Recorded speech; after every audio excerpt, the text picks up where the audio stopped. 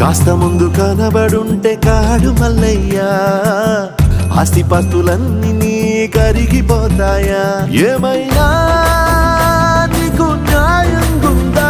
ఈ పైన నిన్ను వదిలేదుందా? ఎట్టగెట్టనో తల తిరిగి పొగసిన పాపమంత కలిగి శివయ్యాని సిగముడిలా సెక్కుకుంటిరా. బొమ్మని దిలించిన, కసురుతూ కదిలించిన, శూలముతో పొడిచిన, పాములు కరిపించిన, నిన్నొదిలితే నా పేరిక తిన్నడే కాదురా.